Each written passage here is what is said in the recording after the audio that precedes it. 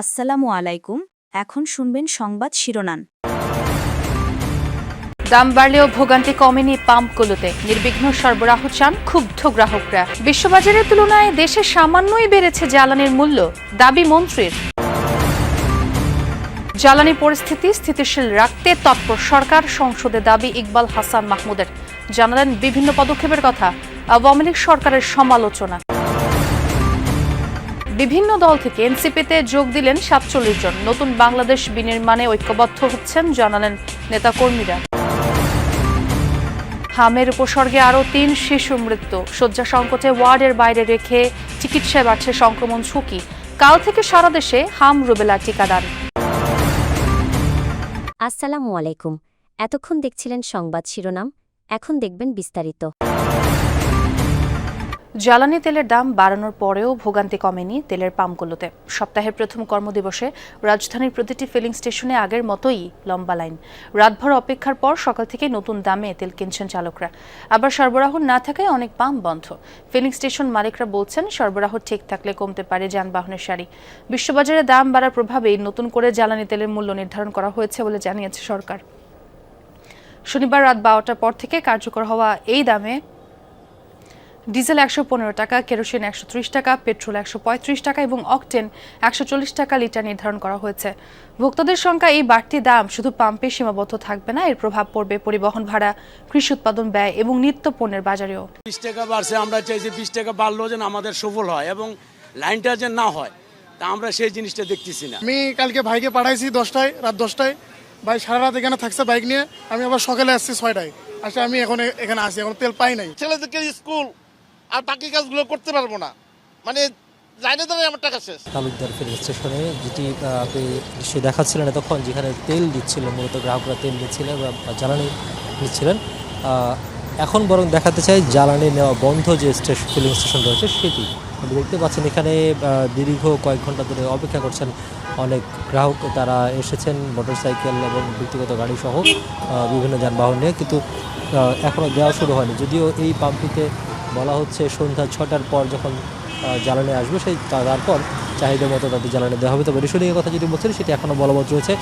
যাদের fool card রয়েছে তারা ১,০০০ টাকা পর্যন্ত নিতে পারবেন মোটরসাইকেলে, এবং যাদের ফুল কার্ড নেই তারা ৫০০ টাকা পর্যন্ত মোটরসাইকেলে নিতে পারবেন। এছাড়া কেউ কারো ২০ লিটার, কারো ১৫ লিটার বা কারো ৫,০০০ টাকা পর্যন্ত ৫,০০০ টাকা পর্যন্ত লিমিট বেঁধে দিয়েছে বা সীমা বেঁধে দিয়েছে সরকার থেকে, এবং সেই অনুযায়ী তারা নিতে পারবেন। আমরা একটু দেখাতে চাই, দীর্ঘ লাইনটি দেখাতে চাই। ওই যে সামনে যে লাইনটি দেখতে পাচ্ছেন, এটি একেবারেই আমরা যদি দেখি যে গণভবন থেকে শুরু করে চন্দ্রবাগ জিয়া উদ্যানে যেটি রাস্তাটি রয়েছে সেই জিয়া উদ্যানের অর্ধেক পর্যন্ত গিয়ে পৌঁছেছে।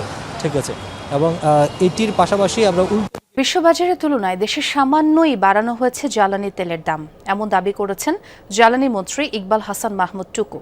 বলেন, বাজার নিয়ন্ত্রণে এখনো ভর্তুকি দিচ্ছে সরকার। দুপুরে সচিবালয়ে সাংবাদিকদের এক প্রশ্নের জবাবে তিনি বলেন, সারা বিশ্বে জ্বালানি তেলের দাম সমন্বয় করা হয়েছে। যেই দামে তেল আমদানি করা হচ্ছে তার চেয়ে দাম অনেকটা কমই বাড়ানো হয়েছে বলেও জানান বিদ্যুৎ ও জ্বালানি মন্ত্রী। সারা বিশ্ব তাদের তেলের দাম অ্যাডজাস্ট করেছে, এমনকি আমেরিকাও $5 বাড়াই দিচ্ছে। যে স্টক তৈরি করেছে তার যে দাম পড়েছে সেই দামের থেকে নিচে আমরা এখন প্রাইস অ্যাডজাস্টমেন্ট করছি।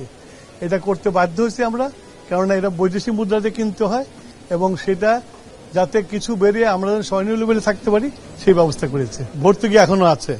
ইফ ইউ ওয়ান্ট অ্যাকুরেট হিসাব, তাহলে আমার মন্ত্রণালয়ে যে বসে ওখান থেকে হিসাব নিয়ে নাও। বেশি মূল্যে জ্বালানি তেল বিক্রি, অবৈধ মজুত ও পাচার রোধে সারা দেশে মোবাইল কোর্ট পরিচালনা সহ ভিজিলেন্স টিম কাজ করছে বলে সংসদকে জানিয়েছেন বিদ্যুৎ, জ্বালানি ও খনিজ সম্পদ মন্ত্রী ইকবাল হাসান মাহমুদ টুকু। ডিপো থেকে ফিলিং স্টেশন পর্যন্ত তেল পরিবহনে পুলিশ স্কট দেওয়ার বিষয়ে স্বরাষ্ট্র মন্ত্রণালয়কে অনুরোধ জানানো হয়েছে বলে জানান তিনি। নৌপথ ও সীমান্তবর্তী এলাকায় আইনশৃঙ্খলা বাহিনীর টহল জোরদার করা হয়েছে বলেও জানান মন্ত্রী। জ্বালানি পরিস্থিতিতে কি কি ব্যবস্থা নেওয়া হয়েছে এমন প্রশ্নে মন্ত্রী আরও জানান, এর মধ্যে জেলা পর্যায়ে ফুয়েল পাস চালু করা হয়েছে। রাজধানীর 7টি ফিলিং স্টেশনে পরীক্ষামূলকভাবে চালু করা ফুয়েল পাস অ্যাপে ব্যাপক সাড়া পাওয়া গেছে বলে সংসদে দাবি করেন জ্বালানি মন্ত্রী। করে সংসদ অধিবেশনের প্রশ্ন জিজ্ঞাসা উত্তর পর্বে লিখিত আকারে এসব কথা জানান তিনি। আরও বলেন, আওয়ামী লীগ সরকার বিশেষ আইনের ব্যবহার করে দরপত্র ছাড়া বিদ্যুৎ কেন্দ্র অনুমোদন দিয়ে দলীয় আর আত্মীয় স্বজনকে সুযোগ দিত। এর ফলে অন্যায্যভাবে বিদ্যুতের দাম বৃদ্ধি ও ক্যাপাসিটি চার্জ নির্ধারণের সুযোগ দেওয়া হয়েছিল। এরপর জরুরি জনগুরুত্বপূর্ণ বিষয়ে মনোযোগ আকর্ষণ ও নোটিশের উপর আলোচনা করছেন সংসদ সদস্যরা। জ্বালানি তেলের সংকট নিয়ে সরকার নাটক করছে বলে মন্তব্য করেছেন এনসিপির আহ্বায়ক মোহাম্মদ নাহিদ ইসলাম। কৃত্রিম সংকট তৈরি করে মানুষের ভোগান্তি করে তেলের দাম বৃদ্ধি করা হয়েছে বলেও মন্তব্য করেন তিনি। দুপুরে রাজধানীর বাংলা মোটরে দলটির কেন্দ্রীয় কার্যালয়ে এক সংবাদ সম্মেলনে এই কথা বলেন তিনি। নাহিদ ইসলাম বলেন, সিন্ডিকেটদের অংশ হয়েছে সরকার, সরকারের স্বচ্ছতার অভাবও রয়েছে বলে জানান তিনি। এদিকে এবি পার্টি, বৈষম্য বিরোধী ছাত্র আন্দোলন ও আপ বাংলাদেশ থেকে প্রায় 47 জন নেতাকর্মী এনসিপিতে যুক্ত হয়েছে।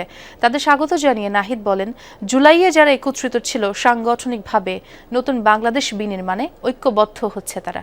তরুণদের শক্তিকে শক্তিশালী করা ছাড়া বাংলাদেশে এখন আর কোনো বিকল্প নেই বলেও মন্তব্য করেন তিনি। আরও জানান, ছাত্রলীগ, ছাত্রদল, শিবির কিংবা যে দলই করুক না কেন, যারা নতুন বাংলাদেশে বিশ্বাসী তারা সকলে এনসিপিতে যোগ দিতে পারবেন। তেলে লাইনে দাঁড়ানোর থেকে দাম বেশি হলেও সে কিনতে আগ্রহী, এরকম একটা মনস্তত্ত্ব পরিবেশ তৈরি করে তারপরে দামটা আসলে বৃদ্ধি করা হলো। পুরাটাই পরিকল্পিতভাবে করা হয়েছে, সিন্ডিকেটরা এটা করেছে এবং সরকারের প্রশ্রয়, সরকারের অংশগ্রহণ না থাকলে এটা আসলে সম্ভব হতো না। তার সাবেক পরিচয় এটা আমাদের কাছে মুখ্য নয়। আজকে থেকে যখন কেউ এনসিপিতে আসবে, সে এনসিপির সংগঠক, এনসিপির নেতাকর্মী হিসেবে কাজ করবে। রাজশাহী, ময়মনসিংহ এবং কুমিল্লায় হাম উপসর্গ নিয়ে আরও 3 শিশু মৃত্যু হয়েছে। এ রোগে আক্রান্ত এবং মৃত্যুর সংখ্যা বাড়তে থাকায় উদ্বিগ্ন অভিভাবকরা। গত 24 ঘন্টায় রাজশাহী মেডিকেলে হামের উপসর্গ নিয়ে ভর্তি হয়েছে 10 জন। চিকিৎসা শেষে বাড়ি ফিরেছে 26 জন। এই সময়ে ময়মনসিংহ মেডিকেলে নতুন রোগী ভর্তি হয়েছে 34 জন। এছাড়া 24 ঘন্টায় কুমিল্লা মেডিকেলে নতুন রোগী ভর্তি হয়েছে 50 জন। সিলেট, চট্টগ্রাম, বরিশাল, রংপুর ও খুলনা বিভাগেও ক্রমেই বাড়ছে হামে আক্রান্তদের সংখ্যা। বিভিন্ন জেলার সদর হাসপাতালগুলোতে শয্যা সংকট দেখা দিয়েছে। কিছু কিছু জায়গায় ওয়ার্ডের বাইরে রেখেও চিকিৎসা দেওয়া হচ্ছে রোগীদের। এতে সংক্রমণ ঝুঁকি আরও বাড়ছে। এদিকে দেশের 4 সিটি কর্পোরেশন এবং 30 উপজেলায় চলছে হামের বিশেষ টিকাদান কর্মসূচি। ডাক্তার দেখাই এখানে ভর্তি করাইছি। এখন তো রোগীর অনেক চাপ, এখানে জায়গা নাই, অনেক কষ্ট হতেছে, গরম পড়তেছে। বাচ্চা করে নিয়ে তো আমরা মারাই অসুস্থ হয়ে যেতেছি, বাচ্চা অসুস্থ করতে যায়। প্রচুর পরিমাণ রোগী, এখানে সিট নাই গা, এই কারণে আমরা ফ্লোরের ভিতরে একটার ভিতরে 2-3টা করে রোগী আছে। হাম শনাক্তে দেরি ও কয়েক সপ্তাহের চিকিৎসা খরচ ও ভোগান্তি বাড়ছে অভিভাবকদের। বেশিরভাগ ক্ষেত্রে আক্রান্ত হচ্ছে ভাই বোন, খেলার সাথীরা। চিকিৎসকরা বলছেন, শিশুদের টিকাদানের শতকরা হার কমে যাওয়ায় সংক্রমণ বেশি এই বছর। অপুষ্টি ও মাতৃস্বাস্থ্যহীনতাও গভীর করেছে সংকট। 4 সপ্তাহের বেশি সময় ধরে দেশজুড়ে হাম প্রাদুর্ভাব। হাসপাতালগুলোতে এখনো নতুন রোগী ভর্তি বাড়ছে। আক্রান্ত শিশুদের থেকে দ্রুত ছড়াচ্ছে ভাইরাস। আক্রান্ত হচ্ছে ভাই বোন, খেলার সাথীরা। ওরে নিয়ে আসতাম যাইতাম, হঠাৎ করে ও জ্বর চলে আসছে। তারপর 2 নম্বর শিশু মেডিকেলে দেখাইছি, ওই জায়গায় বলছে রক্তে ভাইরাস আছে, কিন্তু আসলে কিসে থেকে রোগ ধরা পড়তেছে না। বিভিন্ন জায়গায় ডাক্তার দেখাইছি, কমিটলা জায়গায় ধরা পড়ছে যে ওর শরীরে হাম উঠছে।